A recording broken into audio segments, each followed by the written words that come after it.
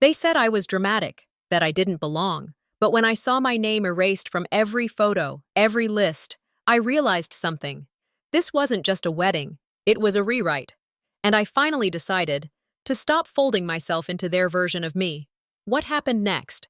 Let's just say, my silence didn't mean surrender. I remember the exact day I bought the car. Not just the weather or the smell in the air, but the way the light hit the showroom glass. It was a vintage 1965 Mustang convertible, deep emerald green, white top, chrome wheels that could blind you on a sunny afternoon.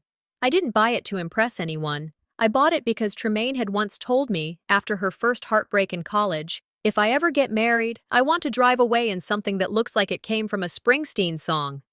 So I did it. Quietly. No announcements, no hashtags, just me, standing there with a blank check and a stupid amount of hope. Family's supposed to be a safe place. Turns out it's just another battlefield. I kept thinking, maybe this would be the thing. The gesture that finally cut through the years of surface smiles and subtle digs, not for praise, just acknowledgement. Maybe this time, she'd see me, not as the problem child, the outsider, the one who moved away, but as her sister. The delivery was scheduled for a Friday afternoon, exactly 1 month before the wedding. I had it parked right outside Mom's house, where the family was gathering for final fittings and floral decisions. The car sparkled in the Tennessee sun, the white leather seats untouched.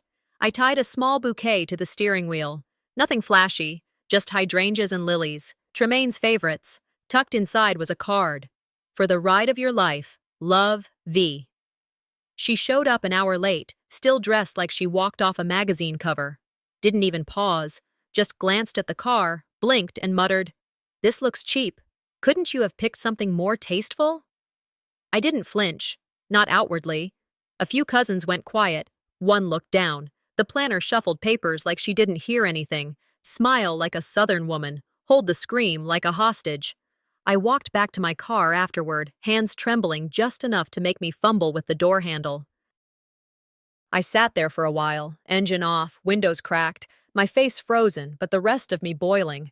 I thought of all the nights I stayed up helping Tremaine finish last-minute applications, the time I paid off her rent without ever telling her, the day she called crying from a parking lot in Charlotte and I wired her money without even asking why. She never said thank you, not once. And maybe I was okay with that back then, but seeing the bouquet, the one I tied with shaking hands, tossed in a black trash bag by the wedding planner like it was some florist's mistake, that cracked something in me. I didn't sleep that night, tossed, turned, made tea, didn't drink it. I just sat in the kitchen, watching the steam rise and disappear. That's when my phone buzzed. Tremaine. A text. "Hey, to avoid any awkwardness, maybe sit this one out. You know how things can be. No, sorry. No, I hope you understand. Just cold logistics dressed up in casual tone." I stared at it like it was a crime scene photo. You know how things can be. "Yeah, I do. I paid for your table centerpieces, but I don't qualify for a chair." I zoomed in on the screen like more context might appear if I just looked close enough. Maybe I missed a line. Maybe it was a joke. It wasn't. Funny thing about being excluded, you start remembering all the other times. Not the big ones, the small ones, the group photos you were cropped out of, the birthday dinners that somehow didn't include your invite, the times your name got mispronounced during introductions and no one corrected it. I had always told myself, it's not personal. But what if it was? What if it always had been? I went back in time. Back to elementary school. A talent show where I held Tremaine's mic stand for 3 straight minutes.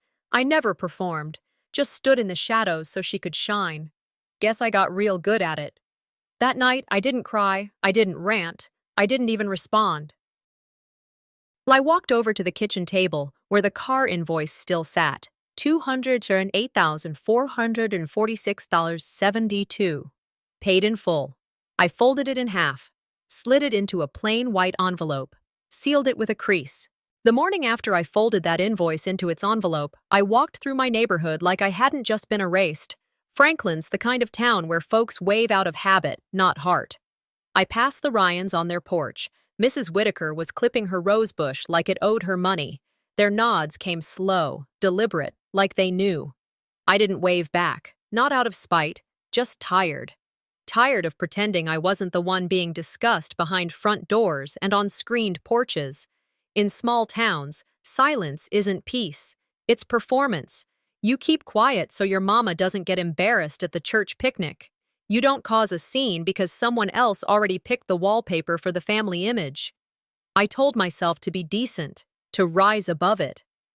That didn't stop the thought from circling. What if nobody reaches out? What if they're all fine with me staying quiet? I didn't have to wait long for confirmation. My mother called just after lunch. I let it ring twice before picking up. No point pretending I didn't see it. She always said letting calls go to voicemail was rude. Same woman who asked me not to come to her daughter's wedding by doing nothing at all. "Don't make this a thing, Vernal," she started, not even saying hello. "Let Tremaine have her moment. Weddings are stressful." I leaned against my kitchen counter, staring out the window. Squirrels were chasing each other across the fence like the world hadn't shifted. "She said I wasn't invited, Mom." "She didn't say that," she lied quickly. "She said it might be best if you didn't come. That's different." "You think that's better?" She sighed, the kind of sigh that comes with tired patience, as if I were the one causing trouble. "Be the bigger person," she said. "Don't be the reason people whisper." My dignity had just been set on fire, and my mother asked me to fan the flames. "Do you think what she did was right?" "It's her wedding, Vernal." "She's under a lot of pressure. You know how these things go." Right. I knew exactly how they went. "Okay, Mom." That was all I said before hanging up. No raised voice, no begging, just, "Okay." I turned off the ringer, left my phone face down on the table, and yet, a part of me still hoped. Hope makes you stupid. That hope broke fully the next evening when Tremaine posted a thank you story on Instagram, tagging a man named Evan, a friend of Boaz's. The caption read, "Can't believe you pulled this off. I'm obsessed with it. Thank you, thank you, thank you." A picture of the car I bought. I messaged her privately. "Glad you liked the car." No response. She read it, left it there. 2 hours later, my cousin Melissa texted a screenshot. "Wait, isn't that the one you got her?" I didn't answer. What was I supposed to say? Yes, I spent $200,000 so Evan could get 3 fire emojis under her post. I didn't want to be thanked online. I just didn't want to be invisible. The thing about erasure is, it's slow. It doesn't show up in big signs. It's in the lack of reply, the shrug in someone's voice, the way your name fades from stories they retell. And suddenly, I remembered what Dad used to say. When someone shows you who they are, believe them the first time. I'd spent years brushing off the way Tremaine took credit for my help, the way Mom redirected conversations anytime I spoke too long. I thought it was unintentional, harmless, a habit maybe. This wasn't new, it was just the most expensive. They didn't make a mistake. They made a choice, and I let them. Until now. That night, I didn't post a rant. I didn't start a thread. I didn't call my cousins to vent. I opened my laptop, not for revenge, not for pity, just to begin collecting what they'd tried to erase. Photos, receipts, screenshots, emails, proof I existed.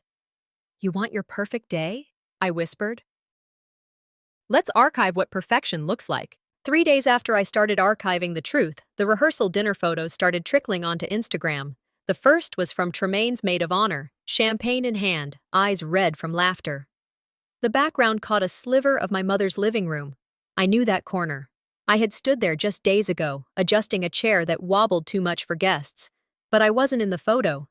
The second post came from my aunt, Tremaine and Boaz, posing beside the cake table, both of them beaming.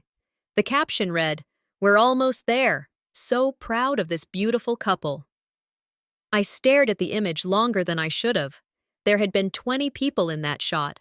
Somehow, it had been cropped down to just 2. Then came the video. It was a highlight reel, childhood memories stitched together into a slideshow, played during dinner. I didn't have to be there to know what was missing. Someone sent me a copy. My cousin.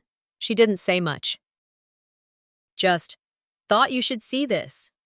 I watched it alone, lights off. Tremaine's voice echoed over the images.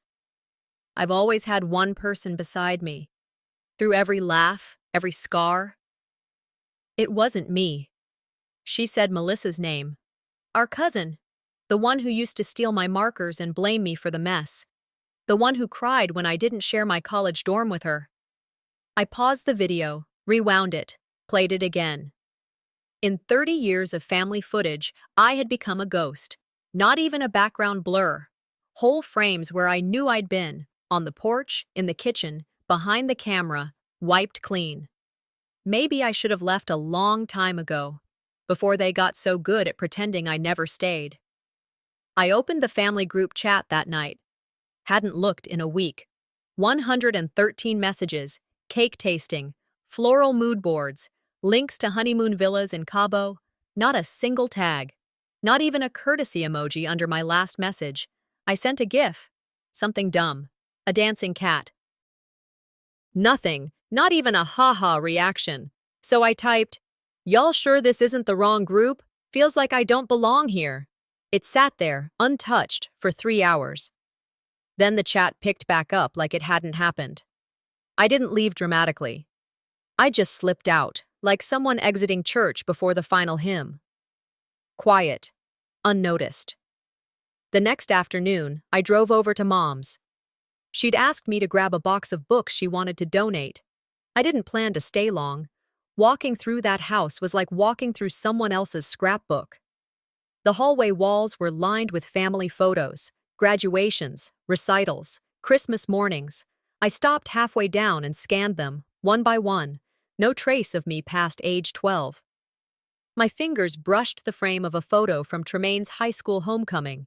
She was grinning, arms around our parents. I had been there. I'd done her hair. I'd helped zip the dress she now praised as Boaz's favorite look.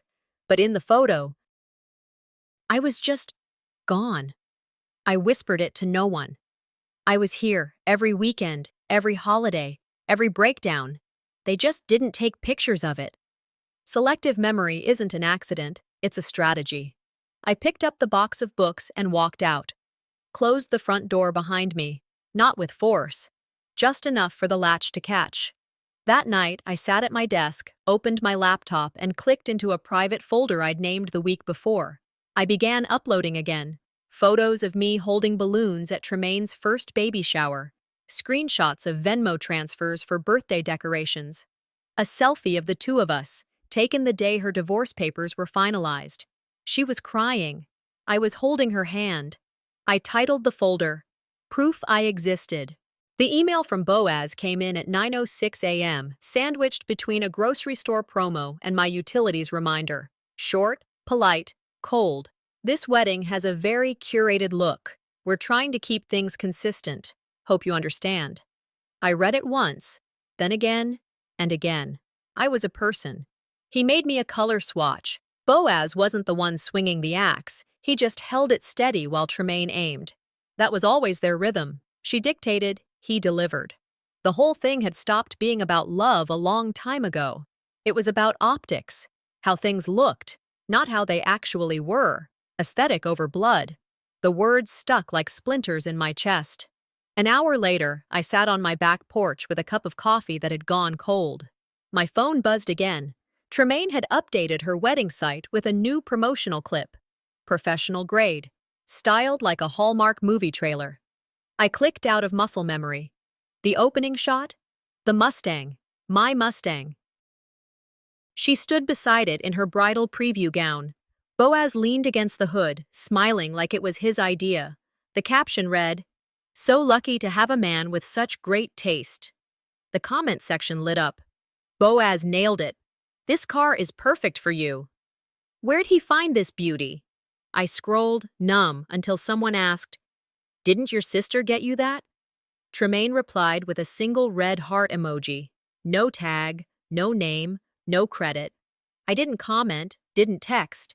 I just hit screenshot, saved it, backed it up. Evidence. My silence wasn't submission. It was strategy. That night, I tried to call her. Not to argue. I just wanted to ask her why. Why lie? It rang 4 times. straight to voicemail. I stared at the blinking red dot. I typed, I didn't need the credit, just the truth. Then deleted it. I no longer needed her to respond. I needed me to stop asking. That shift felt small, but it was seismic. The next day, I opened Facebook. My aunt had posted photos from the family-only pre-wedding shoot. Everyone was there. Mom, Dad, Tremaine, cousins, aunts, Boaz, everyone in soft beige and pale pink, standing in front of a white barn strung with fairy lights. Caption, "We clean up well." I didn't even know it happened. No one told me. No one invited me. I zoomed in. Melissa stood where I used to stand. My spot. My shoulder. One comment read, "Where's Vernal?" It disappeared 20 minutes later.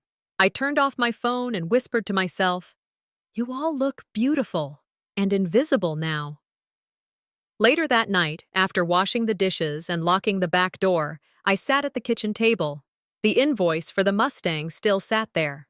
I opened my laptop, typed out a quick message to the dealership. "Has the title transfer been finalized yet?" It started with a knock on the door and a voice I hadn't heard in years. Miss Thea. She was standing there with a paper bag of cornbread and peach preserves like no time had passed. I didn't ask how she knew. She always did. That was Thea's gift. She worked for our family for 25 years, cleaned our messes, heard our secrets, stayed too long in a house that never learned to thank her. We sat on my porch swing.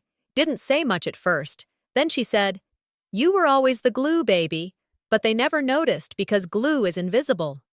I didn't know if I should laugh or cry. I did neither. Thea reached into her coat and pulled out a photo. Old, a little curled at the edges. It was from Tremaine's third-grade recital.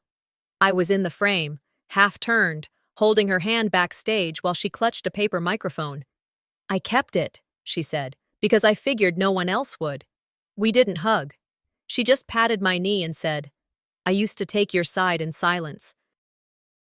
I regret that now, but you were there. Don't let them erase that." Later that day, my phone buzzed. It was Salem, my cousin, a screenshot of the original wedding guest list Tremaine had sent around early on. There it was. My name, bolded. Family, inner circle. Below that, Salem +1. Then she sent the second list, same format, different names. My name was gone, replaced by Salem +1. "I'm sorry," Salem wrote.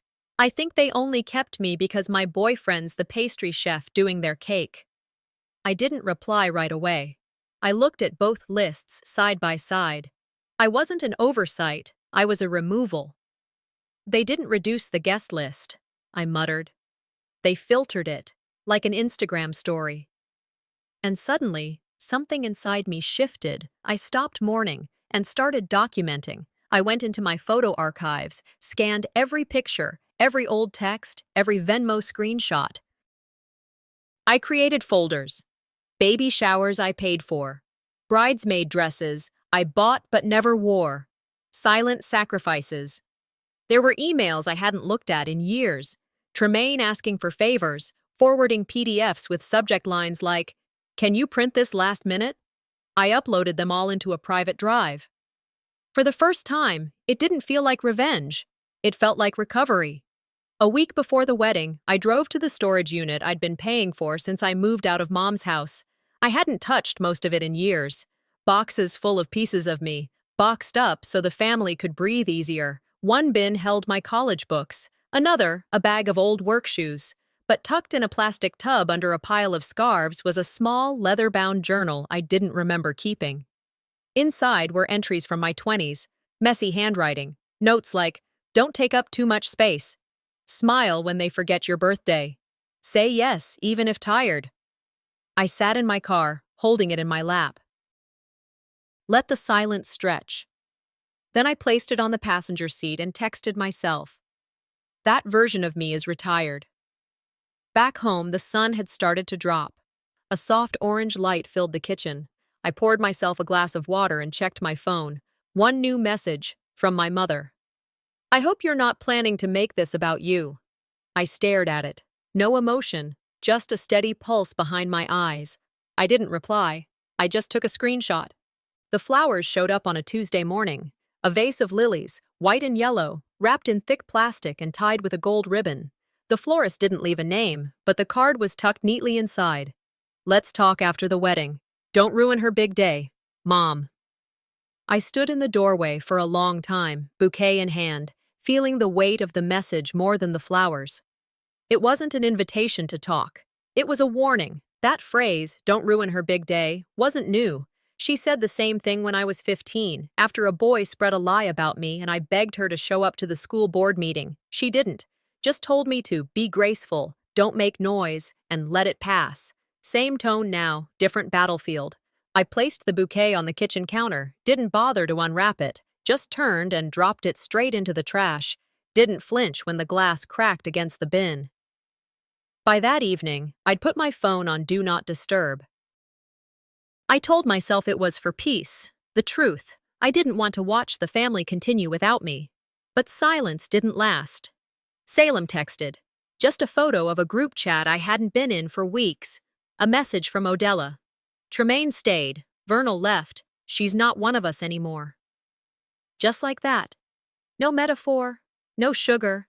Just a mother laying the final brick on the wall she'd been building since I moved out at 23.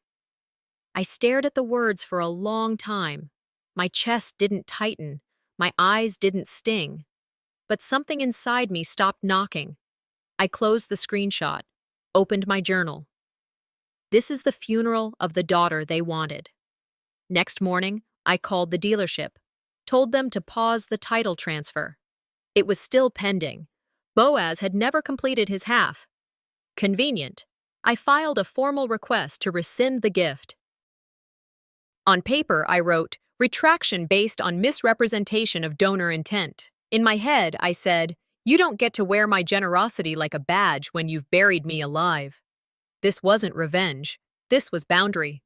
I spent the rest of the day writing, not to the family, but to myself. Posted an entry on my blog, private, unlisted.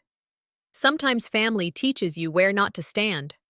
I didn't name anyone, didn't show receipts, didn't hint or dig, but those who knew, they knew. My inbox filled in hours. Some replies were quiet affirmations. "I see you." Others were more accusatory. "Don't do this. Don't ruin the mood." I didn't respond to any of them. I just changed my profile picture to a blank gray square. No face, no signal, just absence. "If I must be unseen," I wrote in my notes, "then I will become invisible on my own terms." It was almost midnight when I got the next notification. Tremaine had tagged Boaz in a new post, photo of the Mustang. The caption, "Couldn't have done it without you, babe." I was rinsing a dish when the message popped up. It was from Marlo. I hadn't talked to him in years, not since high school, maybe a random like on a birthday post. But there he was in my inbox, his profile picture still the same crooked grin he'd had since sophomore year. "Hey," he wrote. "I was working AV at Tremaine's bachelorette party last weekend. There's something you need to see." I didn't move, just dried my hands on the dish towel, set the plate aside. I opened the message, saw the video file, less than 2 minutes long, no caption, no intro, just the video. I hesitated, thought about closing it, thought about deleting it, but I hit play. The audio came first, laughter, wine glasses clinking, someone yelling in the background about more rosé. Then her voice. "Tremaine. If Vernal showed up, it would throw off the vibe. You've seen her clothes." Laughter followed. Not uncomfortable. Comfortable. Familiar. Then Boaz, "We can't filter her out of real life, unfortunately." They laughed again, like I was a meme they all agreed on. I paused the video, didn't blink, didn't breathe, then hit play again. They didn't just exclude me, they performed it. I closed the laptop slowly, stood up, and walked into the next room. Came back, played it one more time. Then I saved it. 3 copies. Cloud, flash drive, external hard drive. I messaged Marlo. "Thank you, I'm going to handle this quietly." And I meant it. This wasn't about rage anymore. This was about record keeping. By late afternoon, I'd uploaded the clip to a burner account with no followers, no photo, no tags, just the raw footage. I sent it via email to a handful of family members. Subject line, thought you might want to know. No commentary, no explanation. By the time the sun set, I saw it start to move. Someone forwarded it to the group chat. A cousin texted me, "Is this real?" No answer. One of my aunts messaged me privately. "You okay?" I stared at the screen, thought about typing something, anything, but I didn't.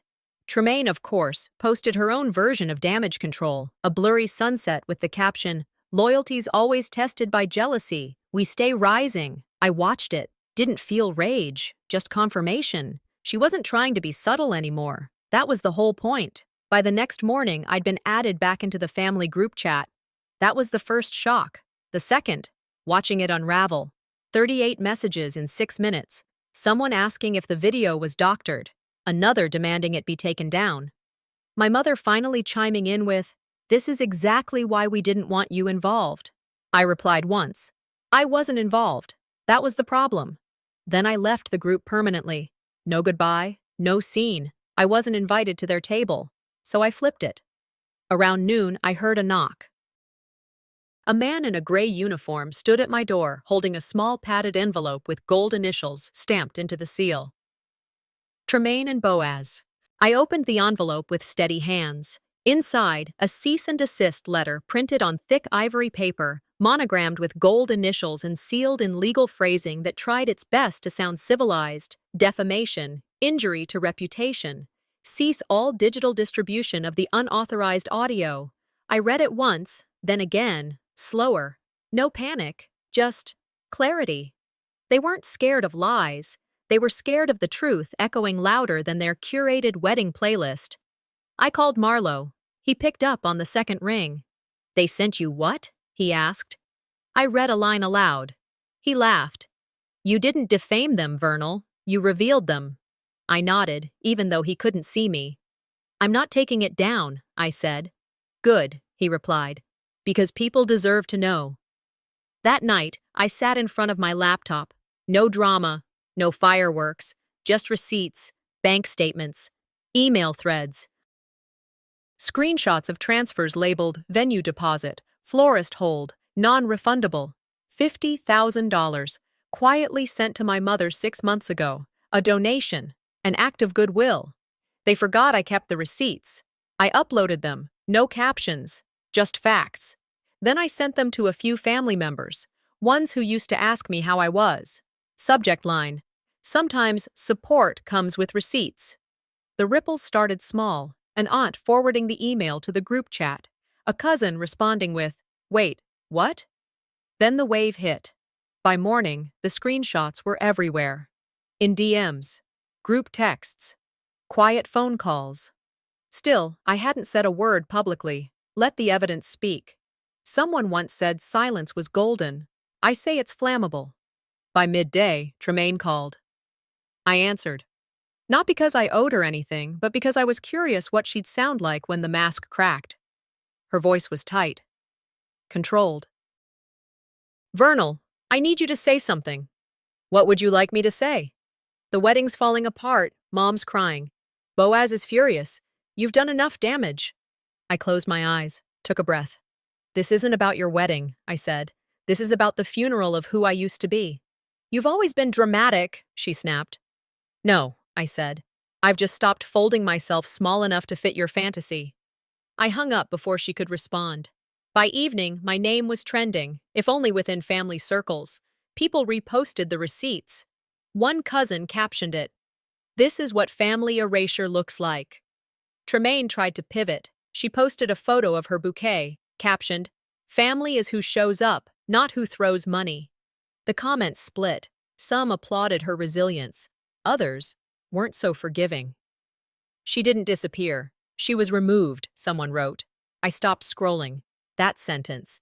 That's the echo I wanted. Not vengeance, not pity. Recognition. Just enough to remind them I'd been there. I closed my laptop for the night. The next morning, I opened my email. A wedding guest, someone I barely knew, had sent a single photo. My bouquet, the one I sent with the car. It sat untouched at the venue. Beautiful. Perfect. But the card was gone. The email came quietly, tucked between two spam promotions and a shipping confirmation for coffee filters. Subject: saw this and thought of you. It was from a wedding guest. I barely remembered their name, but I remembered the photo. My bouquet, the one I'd sent months ago, tied to the Mustang, with that handwritten card. Hydrangeas, lilies, white and green, untouched, sitting alone in the corner of the reception hall like it had no purpose. But the card, gone. In its place, a little plaque that read, "From the family."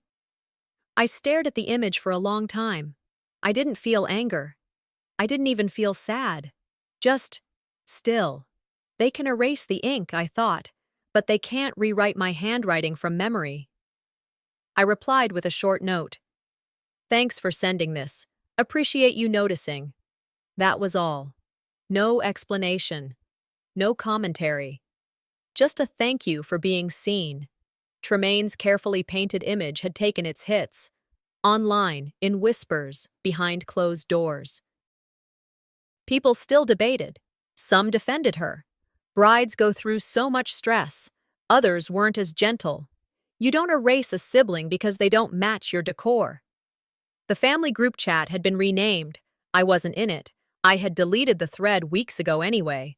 Mom called once. Didn't leave a voicemail the first time. The second time, she did. We need to talk, face to face. Enough is enough. I never called back, because what she wanted wasn't resolution. She wanted the silence to look like forgiveness. She wanted civility to dress up erasure. They don't want truth. They want peace without accountability. So I gave them distance. I drove out to see Thea. Brought her the same coffee she liked, black, 2 sugars, no milk. She opened the door with that look, like she already knew why I came. You look lighter, she said, after one long glance, like someone who finally stopped holding their breath. We didn't say much. Didn't need to. I handed her the bouquet I'd originally sent for Tremaine, the one that never made it to her hands. Thea smiled, placed it in a mason jar, set it on her kitchen table like it had always belonged there. Closure doesn't come when they say sorry, I told her. It comes when you stop waiting for it. On my way home, I stopped by the storage unit. It was time.